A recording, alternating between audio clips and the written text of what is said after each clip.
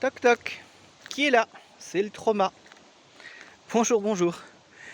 Je vais vous parler de TOC. Les troubles obsessionnels compulsifs.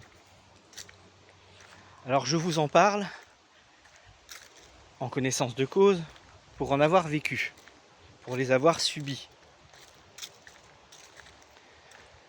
Et donc, on peut en sortir, clairement. Qu'est-ce qu'un TOC? Ça peut être beaucoup de choses. C'est un acte, une compulsion, un acte compulsif qui rassure l'inconscient en situation d'inconfort ou de douleur. Je pense que la définition est assez juste. Ça peut être par exemple des cas importants, compter les carreaux du carrelage qui se trouve dans la pièce où on est. Ça peut être toucher un objet. Ça peut être faire coïncider un verre avec le cercle sur la nappe. Ça peut être aligner parfaitement un ouvrage avec le bord du bureau sur lequel on est en train de le lire, etc., etc. C'est un acte sécurisant. C'est un acte sur lequel on arrive à poser un contrôle. Parce que, inconsciemment, notre inconscient et même notre conscient n'arrive pas à avoir prise et contrôle sur le monde qui l'entoure. Et donc, il est en situation d'inconfort ou de douleur, ou de souffrance. Un TOC, c'est ça. Un TOC peut se manifester de bien des manières, prendre bien des formes et se déclencher pour bien des cas différents. Souvent, ce qui va amener un TOC particulier, c'est que suite à un événement ou une situation problématique, traumatisante, on va avoir posé un acte, un geste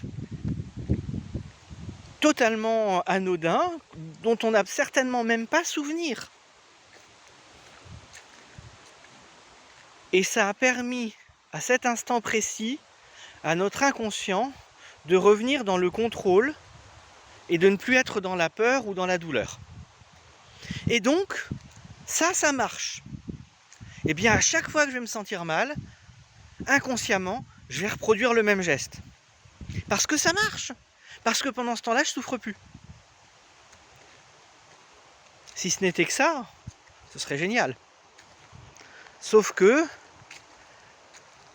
à force de pratiquer les TOC, qui au début sont plutôt anodins, eh bien ça devient une vraie souffrance de vie, une vraie gêne, un véritable inconfort, un nouvel inconfort qui nous amène à trouver de nouveaux TOC pour compenser cet inconfort, qui deviennent eux-mêmes de nouveaux inconforts, qui nous obligent à trouver un nouveau TOC, etc., etc., etc.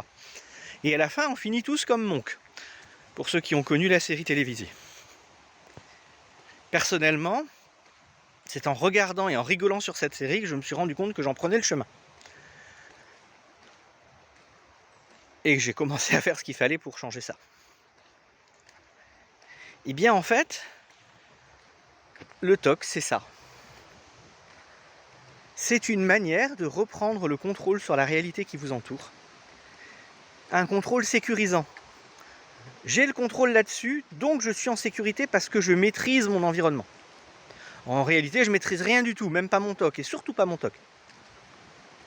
Et donc ça devient une souffrance. Et bien pour revenir là-dessus, effectivement, on va chercher les événements, les situations, les circonstances d'origine, et corriger ça.